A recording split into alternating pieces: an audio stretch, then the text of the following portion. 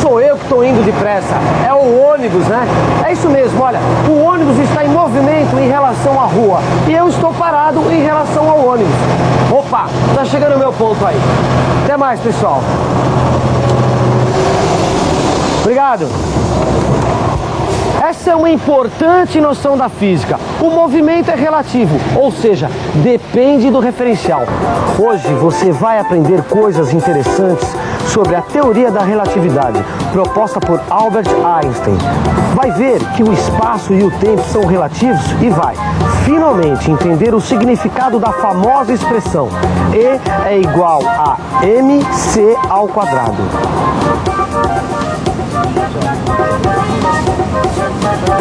Ah, então o movimento é relativo. É relativo, o movimento é relativo e depende sempre de um referencial, entendeu? Mas espera aí. O que é esse tal de referencial, Vicente? Espera aí. Referencial é simples, Gil. Referencial é um ponto em relação ao qual você descreve um movimento, entendeu? Para você sacar isso direitinho, você precisa entender o que é a relatividade do movimento. Vem cá, ó. Agora, olha só que legal. Em relação ao prédio, nós estamos em movimento, tá certo? Tá certo. Agora, em relação um ao outro, nós estamos parados. Olha só que interessante, Gil. Presta atenção. Se eu ando no mesmo sentido da escada, minha velocidade em relação ao prédio aumenta. Mas se eu ando no sentido contrário, minha velocidade em relação ao prédio diminui. E se eu ando na mesma velocidade da escada, mas em sentido contrário, eu não saio do lugar. Quer dizer, então, que quando o Vicente caminha no mesmo sentido da escada, a velocidade dele se soma à velocidade da escada. E que quando o Vicente caminha no sentido contrário à escada, as velocidades se subtraem. Isso é o que se chama de composição de velocidades. Ai, Vicente, sabe? Depois de todas essas teleaulas, sabia que eu tô fascinado pela física. Ah, mas física é muito bacana mesmo, viu? Olha, o simples fato de acender uma luz já me desperta curiosidade, entendeu? Eu tava pensando sobre a relatividade do movimento, sabe? Aquela coisa dos objetos se movendo e tal. E eu tava pensando se essa história toda vale pra luz também. Porque você sabe que a luz se movimenta, né? Lógico. E outra coisa que me ocorreu é que a velocidade da luz é em torno de 300 mil quilômetros por segundo, certo? Opa! Tá ficando com raciocínio rápido, hein, meu querido Gil? Não, eu tô brincando, mas essa aí é uma boa pergunta, viu? Porque antes das grandes descobertas de Albert Einstein, os cientistas achavam que o que valia para as ondas mecânicas, como o som, por exemplo, e para os objetos em geral, valia também para a luz, entendeu? Mas Einstein conseguiu provar que a história não é bem essa. Você quer ver?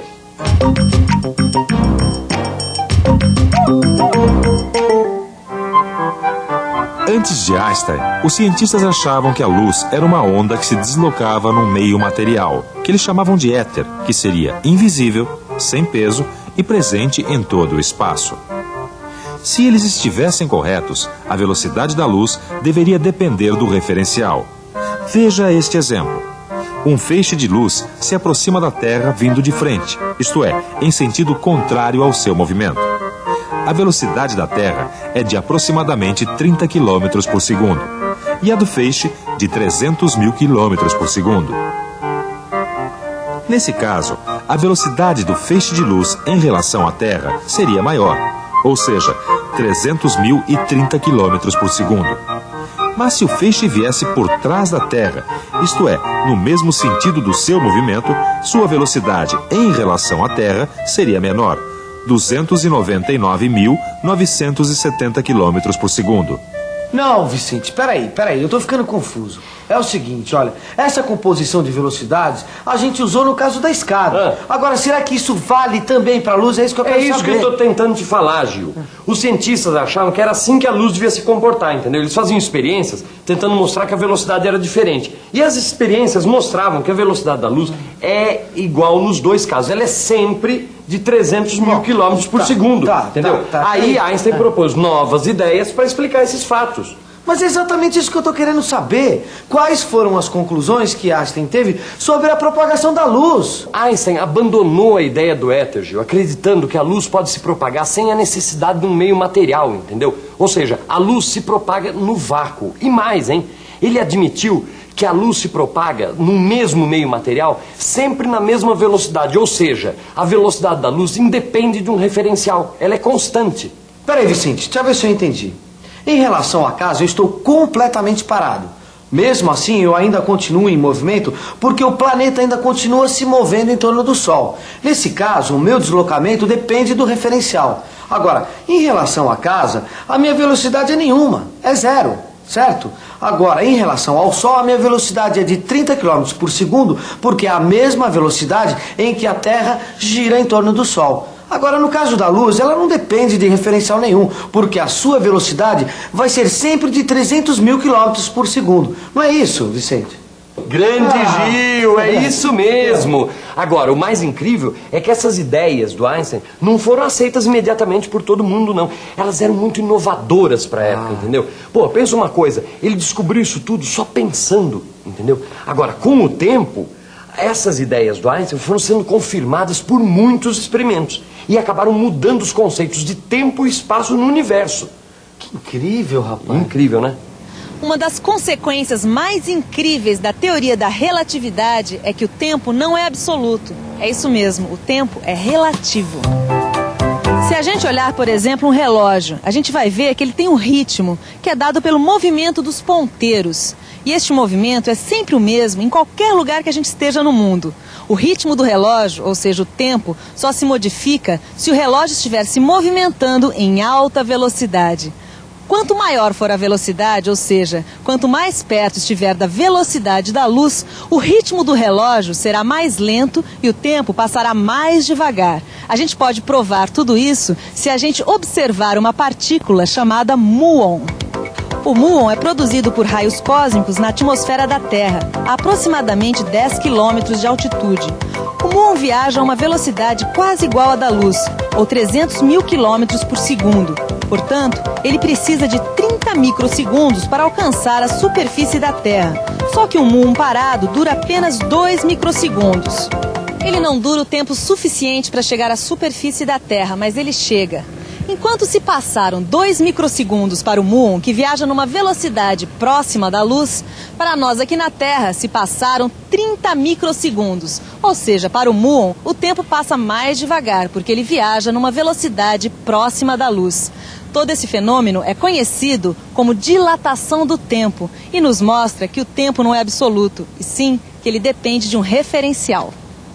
Puxa, Maristela, quer dizer então que se eu viajasse à velocidade da luz, eu demoraria mais para envelhecer do que outra pessoa que permanecesse em repouso aqui na Terra, é isso?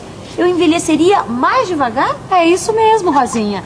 A teoria da relatividade está mais do que provada. A única coisa é que os efeitos da relatividade só podem ser observados quando as velocidades são muito grandes, próximas à da luz. No seu livro de estudos você vai encontrar mais detalhes sobre esse assunto. Inclusive você vai encontrar a expressão matemática que descreve a dilatação do tempo. E não se esqueça, depois da teleaula, aprofunde os conhecimentos no seu livro de estudos. Dilatação do tempo, relatividade... Quanta coisa esse Einstein descobriu, Vicente, que incrível. Olha, Gil, a teoria da relatividade mudou a maneira como os físicos encaram o universo. Porque além da dilatação do tempo, o Einstein previu também um outro fenômeno. Não só o tempo é relativo, mas também o comprimento é relativo. Peraí, como assim? É verdade, é uma outra consequência da teoria da relatividade. Está aqui nesse livro, olha. Depois de muitos estudos, Einstein chegou à conclusão que os corpos que se movimentam próximos à velocidade da luz, eles sofrem uma contração.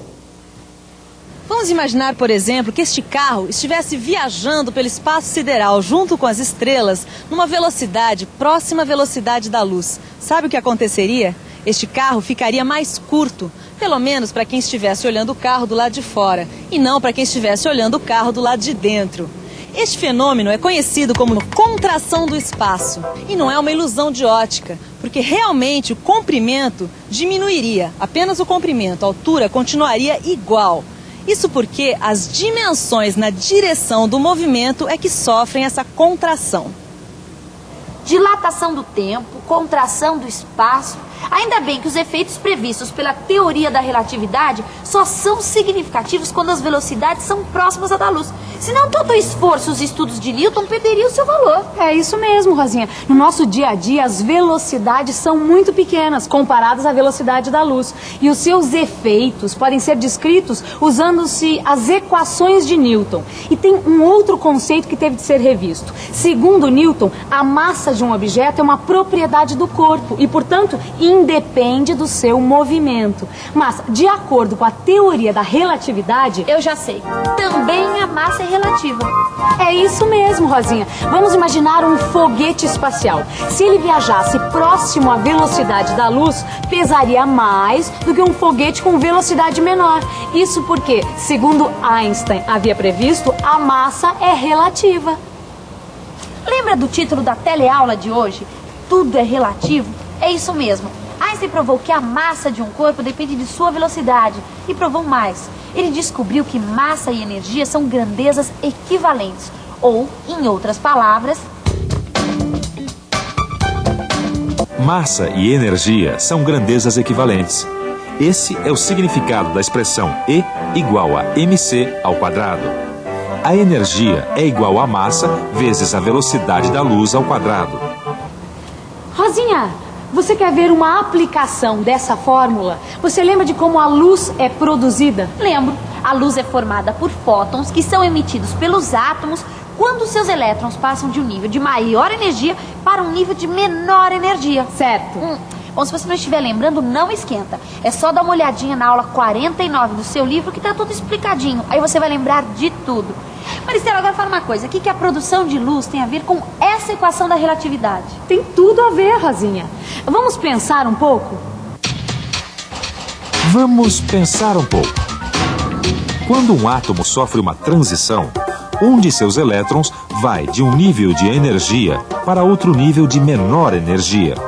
Assim, o átomo perde uma quantidade de energia ΔE. Essa perda de energia corresponde a uma diminuição de massa ΔM. Essas duas quantidades estão relacionadas pela equação ΔE é igual a ΔM vezes C ao quadrado, que é a equação de Einstein. A partir da equação de Einstein, os cientistas perceberam o grande potencial energético das transições nucleares e alguns perceberam o grande poder de destruição das bombas atômicas que foram usadas na Segunda Guerra Mundial.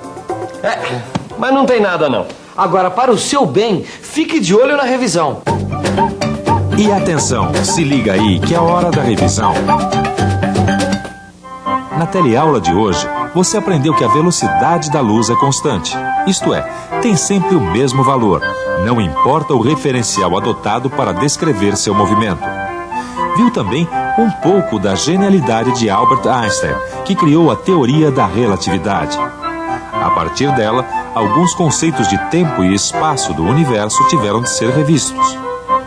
Viu também que Einstein previu novos fenômenos, como a dilatação do tempo, a contração do espaço e a equivalência entre massa e energia.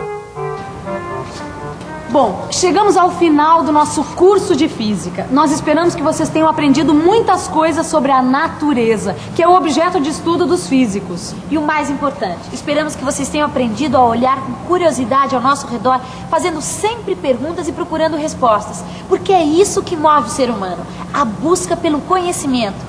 E antes que eu me esqueça, depois da teleaula, corra para o seu livro de física e aprofunde tudo o que você viu hoje. E descubra mais detalhes sobre a teoria da relatividade. Bons estudos e tchau! Tchau!